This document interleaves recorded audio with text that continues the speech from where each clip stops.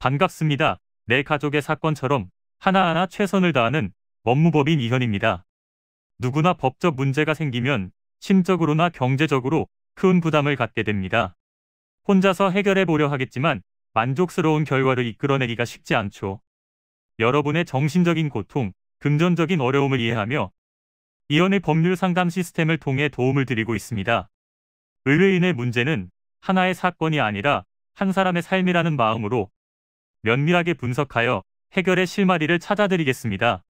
자, 그럼 오늘의 주제인 신용훼손죄에 대하여 함께 알아볼까요? 신용이라는 단어는 일반적으로 사람을 신뢰 또는 신임한다는 뜻입니다. 사람의 경제적 지위에 대한 사회적 평가, 즉 사람의 지불 능력과 지불 의사에 대한 사회적 신뢰를 말합니다. 이 단어는 신용카드, 신용보험 등 경제활동과 관련된 부분에서 적용이 되는데요.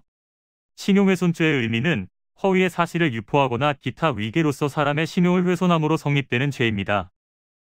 여기서 허위 사실을 유포했다는 것은 그 내용이 모두 허위의 것이든 일부만 허위의 것이든 상관없고 자신이 날조한 것이든 타인으로부터 들은 것이든 불문합니다.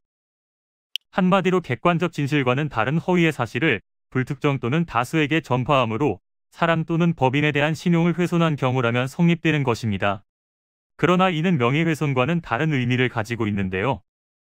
신용훼손죄는 명예훼손죄와 모욕죄와는 달리 공연성을 요건으로 하지 않습니다.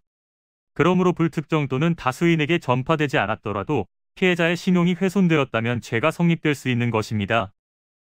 명예에 관한 죄가 인격적인 측면에서 사람의 사회적 평가를 침해하는 것을 내용으로 한다면 본죄는 경제적 측면에서 사회적인 평가를 침해하는 것을 내용으로 하고 있습니다. 타인의 신용을 해하는 자에 대해 5년 이하의 징역 또는 1,500만 원 이하의 벌금에 처하도록 하고 있습니다. 형량이 결코 가볍지 않다는 것을 유념하시고 현재 자신이 어떠한 상황인지 명확한 진단이 필요합니다. 이는 간단히 분석될 문제가 아닌 경우들이 대부분이므로 꼭 법률적인 상담을 받아보는 것이 현명하다고 볼 수 있습니다. 그리고 가능한 한 긴 싸움이 되지 않도록 최대한 빠르게 조치를 취하는 것이 좋습니다. 미루면 미룰수록 사건에 대한 난이도가 높아질 수도 있기 때문이지요. 가벼운 병도 방치를 하면 상당히 무거운 병이 되듯이 이 또한 역시 사전에 바로잡으셔야만 간단한 조치로도 해결할 수 있는 가능성이 높아지는 것입니다. 여러분이 골머리를 앓고 계신 그 사안, 저희 법무법인 이현에게 알려주세요. 이현의 법률 상담 시스템을 통해 든든한 지원군이 되어드리겠습니다.